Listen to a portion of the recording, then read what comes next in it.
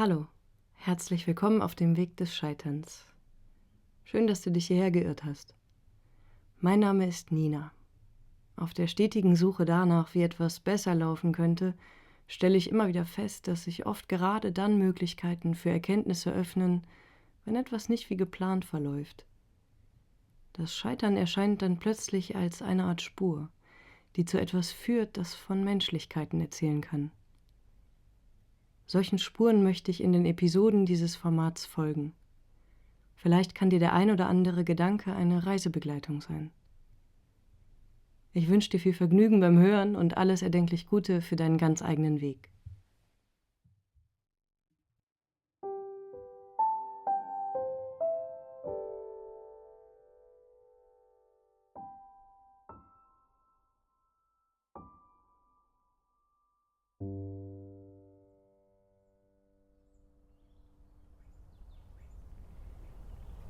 Hallo, schön, dass du hier zwischengelandet bist.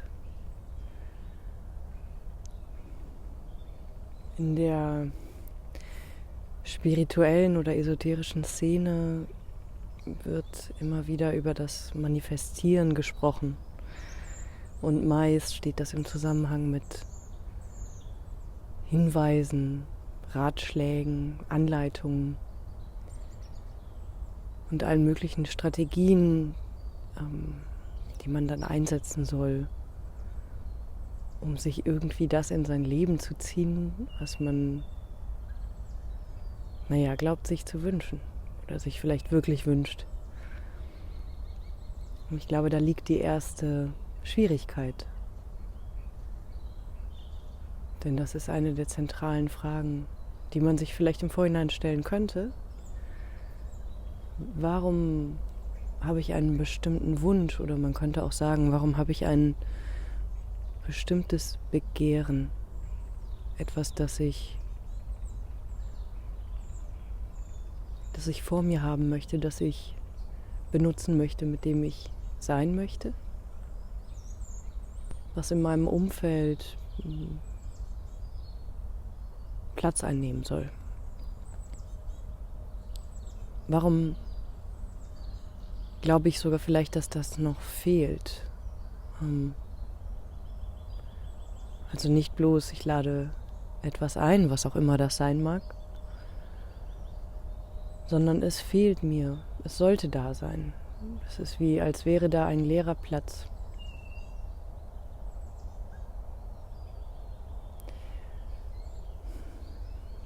Das heißt, wenn wir etwas manifestieren wollen oder wenn wir lernen wollen zu manifestieren, was wir wollen, dann wäre die entscheidende Frage, warum möchte ich manifestieren lernen? Was fehlt mir da? Oder warum glaube ich vielleicht auch nur, dass da etwas fehlt? Paradoxerweise, also was heißt paradox, aber ironischerweise vielleicht eher, ist die Tatsache, dass ich beispielsweise verzweifelt etwas haben möchte und merke, ich kann es mir anders vielleicht nicht in mein Leben einbauen, als auf Techniken zurückgreifen zu wollen, die von Menschen vermittelt werden, die sagen, du kannst alles, was du möchtest, manifestieren, erschaffen. Also ich gehe mal davon aus, dass ab diesem Punkt, wo man das macht, man schon vielleicht aufgegeben hat, oder ich in dem Fall, in dem Beispiel jetzt schon aufgegeben habe, dass es vielleicht aus eigener Motivation in meinem Leben Platz nehmen möchte oder erscheinen möchte. Das heißt, davon scheine ich nicht auszugehen. Und ich vermute, diese Verzweiflung ist es, die dazu führt, dass ich auch die Frage umgehe, warum ich das haben will oder warum ich das um mich haben will.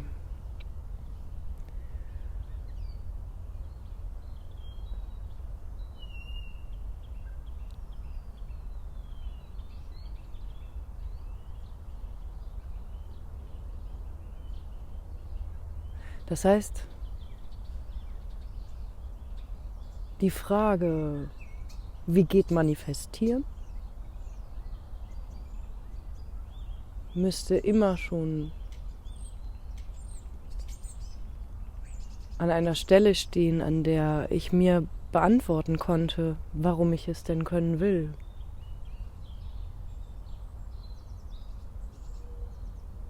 Weil ich aber manifestieren will, stelle ich mir die Frage nicht. Ich versuche sozusagen direkt auf die Spur der Befriedigung zu kommen oder der möglichen Befriedigung und die Spur der Selbstprüfung versuche ich damit zu überspringen. Es könnte zum Beispiel bei der Prüfung meines Anliegens, jetzt in dem Fall manifestieren zu wollen, es könnte ja dabei herauskommen, dass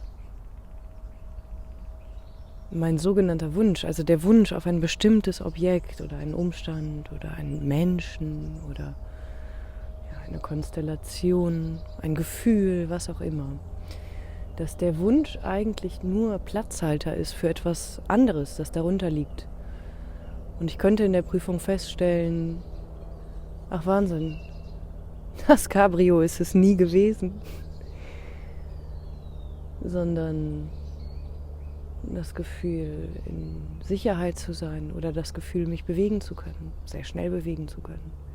Was auch immer, möglicherweise gibt es da schon Verbindungen. Das heißt, in dem, wie sich der Wunsch ausdrückt, welches Bild wir dazu haben, sind sicherlich irgendwelche Hinweise enthalten darauf, was möglicherweise der tiefer liegende Grund darunter ist, der uns eigentlich zur Verzweiflung treibt.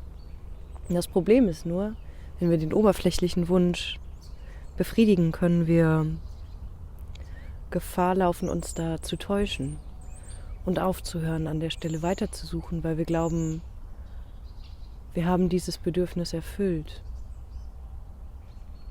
Also sogar angenommen, das klappt. Ich weiß nicht, wie das klappt. Ich kenne mich nämlich mit Manifestieren können oder wollen nicht so gut aus. Also eigentlich gar nicht. Aber angenommen, dass das geht, wirklich. Keine Ahnung, ob das geht. Ich will also irgendwas haben und dann wende ich irgendeine Technik an, die mir eine Person vermittelt. Und du merkst schon, ich finde das ein bisschen lustig. Ich habe tatsächlich auf eine Weise ein bisschen Probleme, das ernst zu nehmen, aber das steht auf einem anderen Blatt. Also angenommen, es funktioniert. Es geht. Dann erfülle ich mir diesen Wunsch, dann kommt er zu mir, dann ist er in meinem Leben. Und das Problem ist, dass ich in dieser Logik von Wunsch und Wunscherfüllung, Bedürfnis und Befriedigung dieses Bedürfnisses und darin gefangen zu sein, letztendlich der Befriedigung meiner Bedürfnisse hinterher zu jagen, innerhalb dieser Logik würde ich ja dann aufhören, an dieser Stelle weiter zu suchen, weil ich annehme, dort habe ich ja schon was gemacht, dort habe ich schon was installiert, was mich von nun an dieser Stelle zufriedenstellt und zufriedener machen soll. Was also mein Leben an dieser Stelle geflickt hat und anreichern soll, was die Lücke ausfüllt. Und da entsteht das Problem, dass ich möglicherweise genau da den Teppich drüber lege, wo dennoch die Dielen etwas morsch sind und darunter ein tiefes Loch klafft, auf das ich meine Wunscherfüllung einfach drauf lege.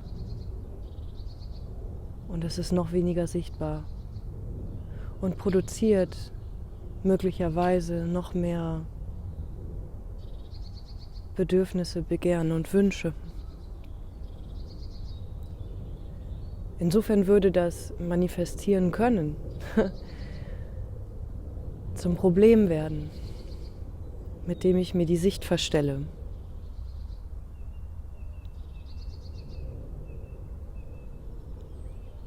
Ja.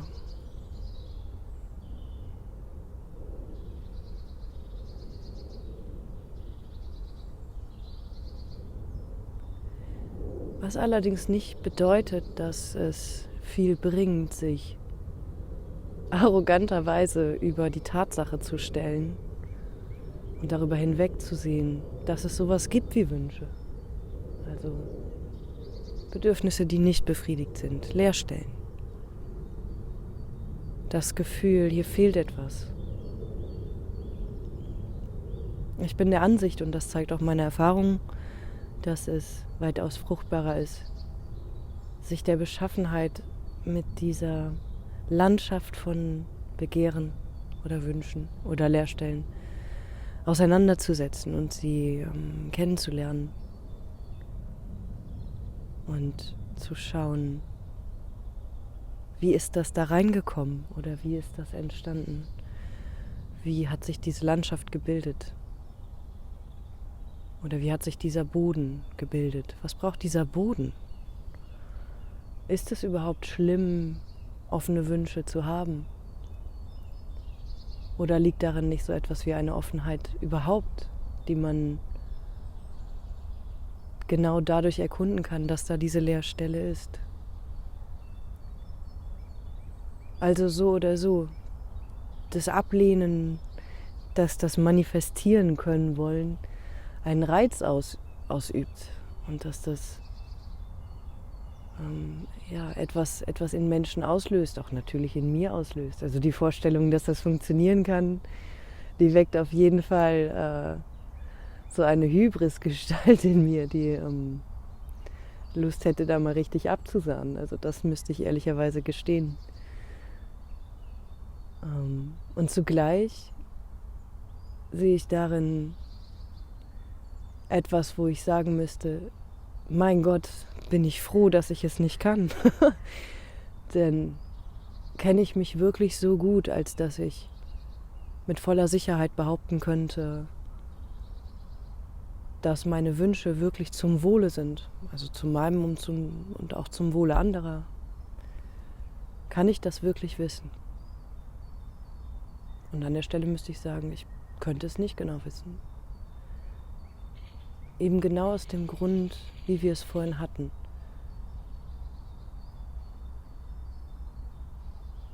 Die Matrix des Wunsches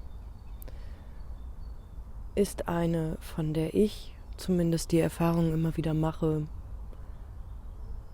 Also es ist eine Matrix, die, man könnte sagen, eine Matrix des Verbergens ist oder eine Logik, sich immer wieder so zu verwandeln, dass das, worum es eigentlich geht, weniger erkennbar wird. Es könnte nämlich sein, dass in dem Augenblick, wo es erkennbar würde, der Wunsch aufhört zu existieren oder die Dringlichkeit aufhört, der Sog aufhört. Und das ist nichts Geringes, das ist eine Verschiebung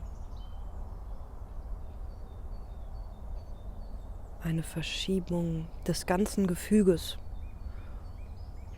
in dem diese Dinge wie zum Beispiel Wünsche eingebettet sind. Das ist wirklich nicht wenig. Und ich denke, es hat eine ganze Menge damit zu tun, wie man sich begreift, wie man sich kennt, wo man sich verortet, wie man sozialisiert ist, was man gelernt hat, was man übernommen hat, wie man mit anderen Menschen und der Welt und sich selbst und Zielen in Verbindung tritt. Das heißt, die Entlarvung der Matrix des Wunsches bedeutet, dass sich eigentlich zwangsläufig etwas sehr Gewaltiges ändern müsste.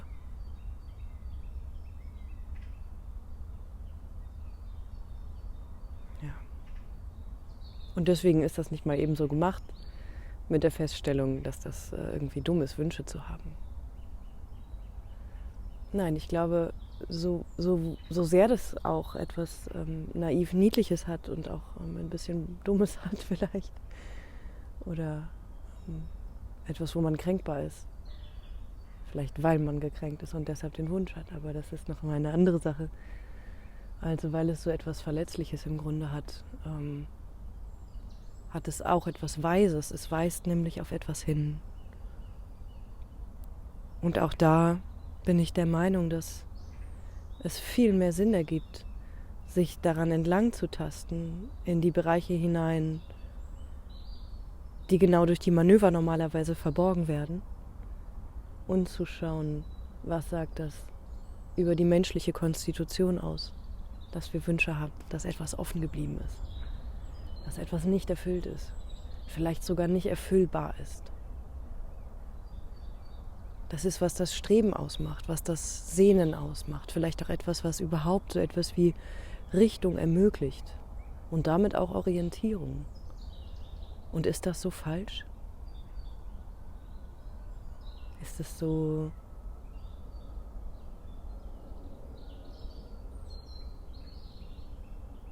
wie soll ich sagen? Ist das wirklich so ein Problem? Und das ist, worauf es mich immer wieder gebracht hat in der Auseinandersetzung mit diesen Fragen, auch in praktischer Hinsicht. Über den Wunsch hinweg zu springen und entweder zu behaupten, vor sich selbst und anderen und der Welt, diesen Wunsch nicht zu haben, kreiert meist einen anderen Wunsch an anderer Stelle, der mit jenem Wunsch verbunden ist, den man verleugnen wollte.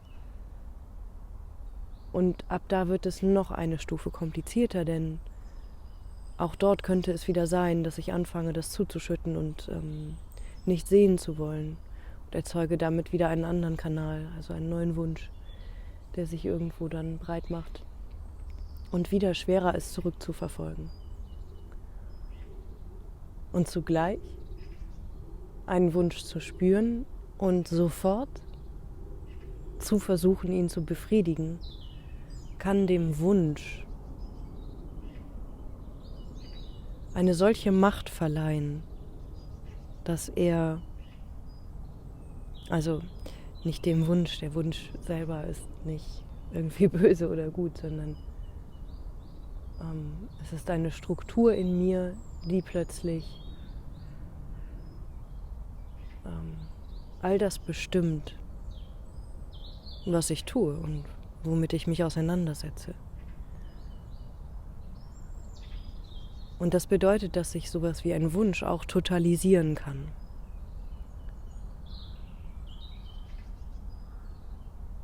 Was im Übrigen auch wieder bedeutet, dass der Wunsch sich und seinen Ursprung verdeckt. Weil ein sich totalisierender Wunsch meistens darauf hinausläuft, dass nicht nur im eigenen Leben, sondern auch in etwas, was dann für die Umwelt gilt, weil wir in dieser Umwelt leben und mit ihr verbunden sind und mit ihr im Austausch stehen. Da braucht man überhaupt keine spirituellen Konzepte, um das zu sehen, denke ich. Also alleine, wenn wir atmen, ist das Austausch. Also, der Wunsch, der sich totalisiert, greift über auf das, was um mich herum ist. Und was das machen kann, ist auf der einen Seite, dass ich anfange, oder den Menschen, der Mensch, den das jagt sozusagen, dieser total werdende Wunsch, anzufangen zu rechtfertigen. Und so funktioniert eben unser Verstand. Zu rechtfertigen, warum dieser eine Wunsch der einzig gültige und der einzig wichtige ist und andere Wünsche sich dahinter anreihen müssten. Andere Bedürfnisse beispielsweise.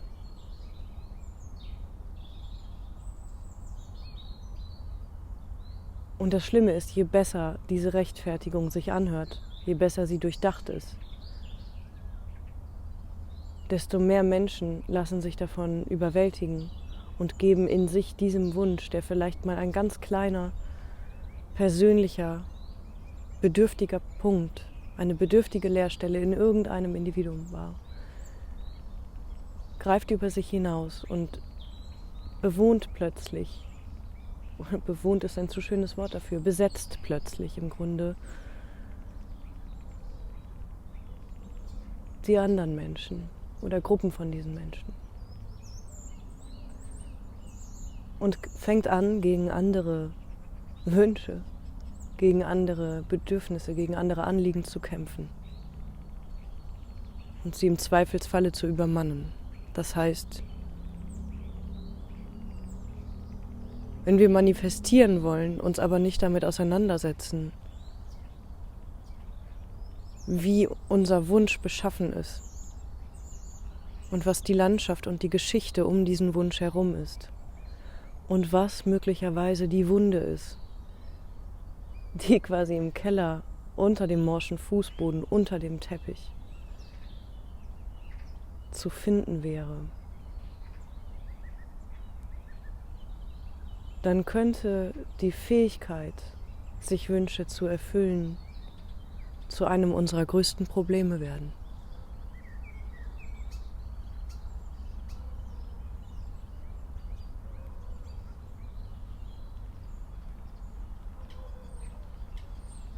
Also,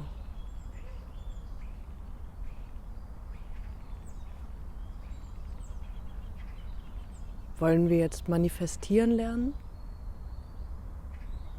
und uns also wenn es klappen sollte, wenn es ginge, uns eine Welt bauen, die nichts anderes ist als die Kulisse unserer sogenannten Erfüllungen, die aber so dicht geworden sind, dass wir nicht mehr erkennen können, ob es dahinter noch irgendwas anderes gibt.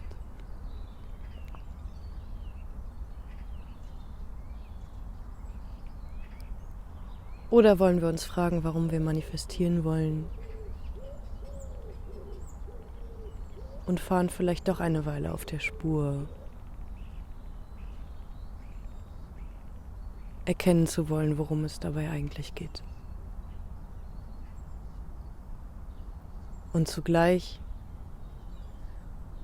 möchte ich das, was da ist und wie es sich entwickeln will, erkunden?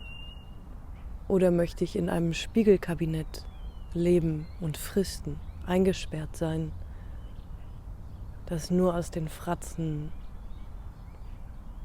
meines Begehrens besteht?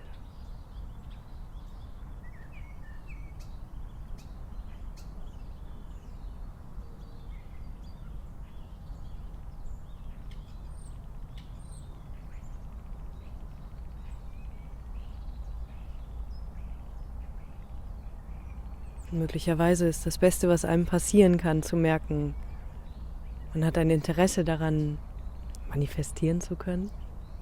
Man könnte auch sagen, zaubern zu können. Ich glaube, um diese Fantasie geht es am Ende.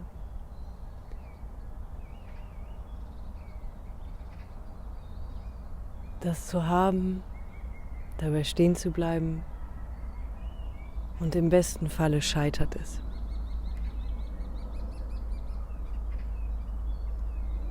Und in diesem Scheitern habe ich die Möglichkeit, die beste Medizin für Eitelkeit zu finden. Und das ist, über sich lachen zu können.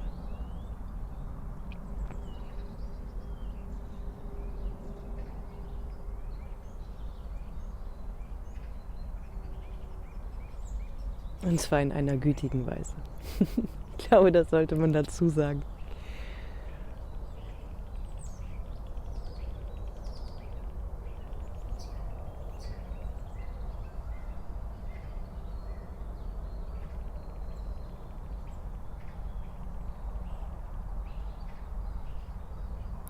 Vielen Dank, dass du den Worten heute gefolgt bist.